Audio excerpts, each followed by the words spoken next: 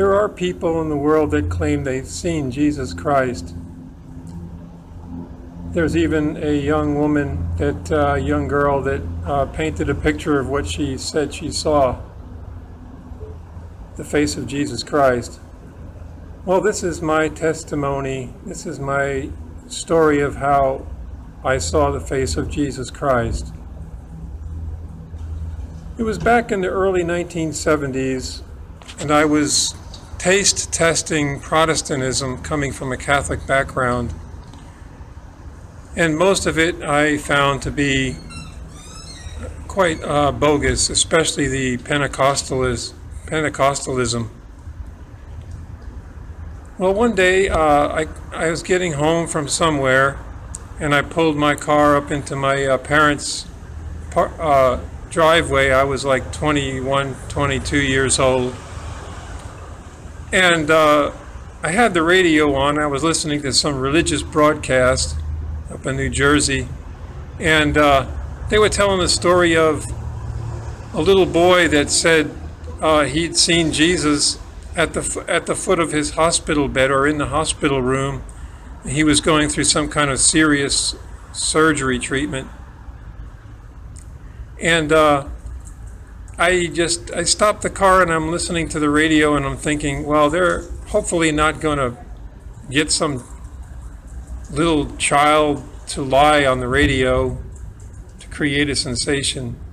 And let's listen to this story, and I'll judge for myself what it's all about.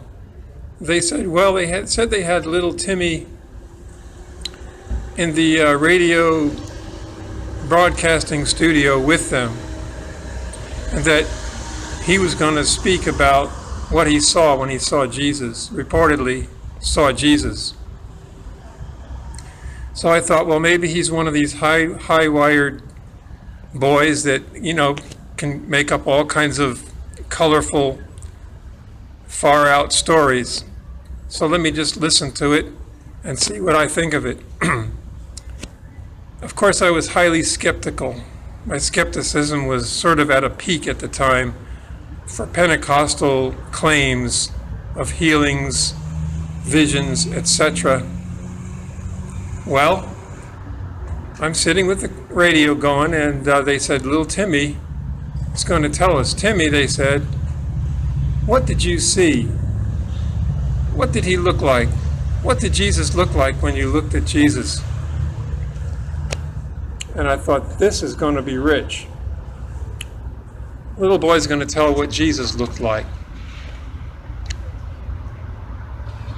Well, he came right out and he said, he looked like, and then he paused a little, just a little, for a moment. I love you, he said. He looked like, I love you. And at the very moment that he said the words, I love you, for some reason I can't explain, I put my head down and closed my eyes. And at that moment, a radiant, full color,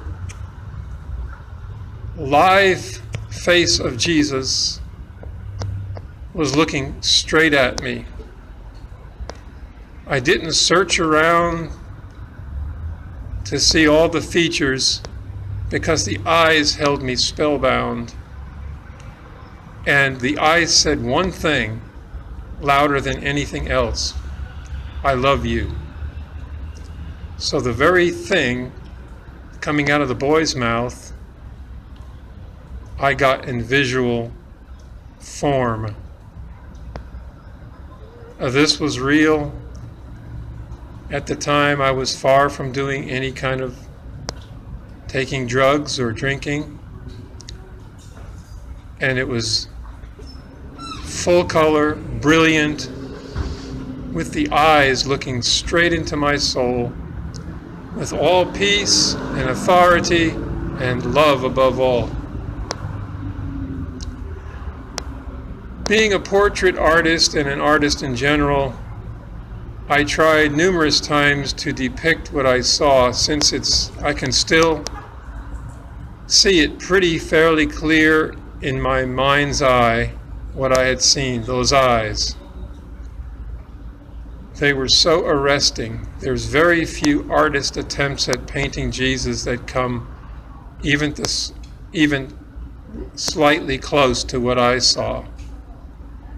They catch one little aspect, or you can see what they're trying to catch.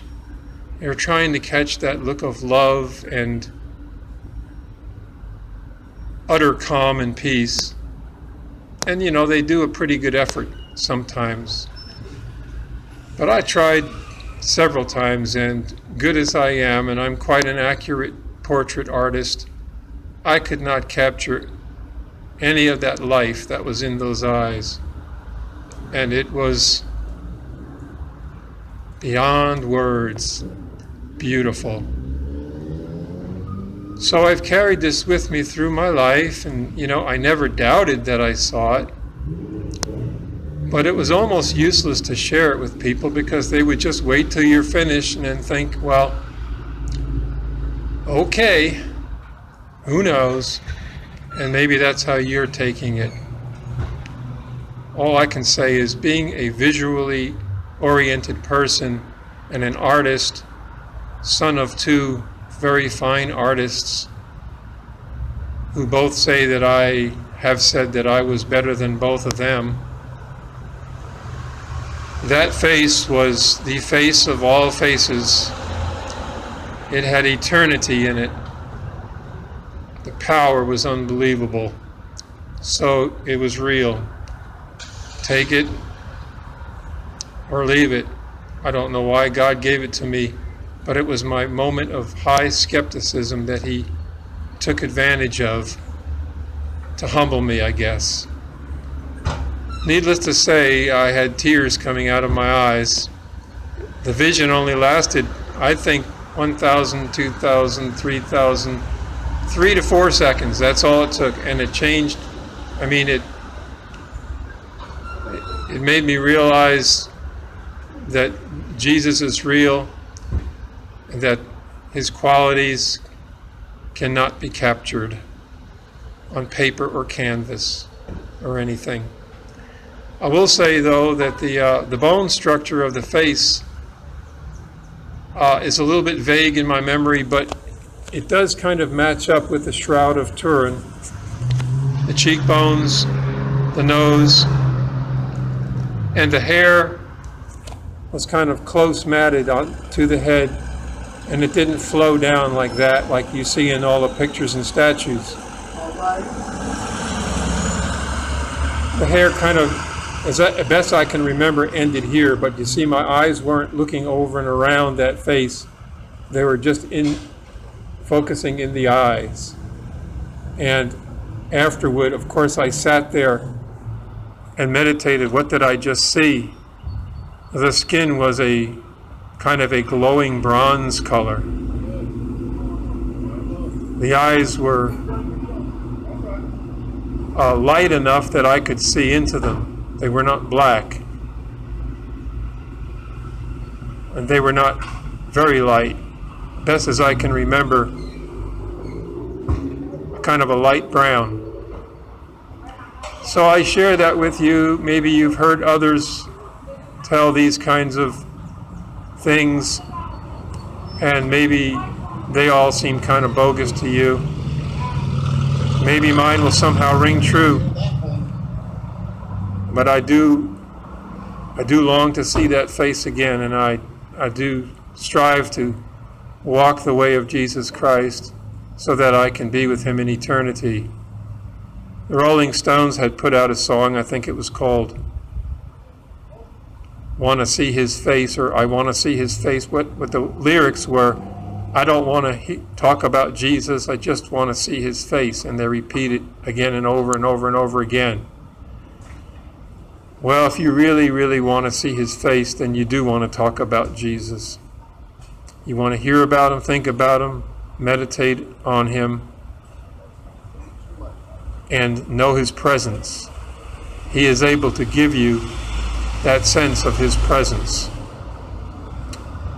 I'm going to cut it to an end here, and hope that somebody gets blessed from this. I haven't shared it, but with maybe a dozen people in all my years of living. And I share it with you now, in the name of the Lord Jesus Christ. Trust in Him for salvation. He died for you. Goodbye.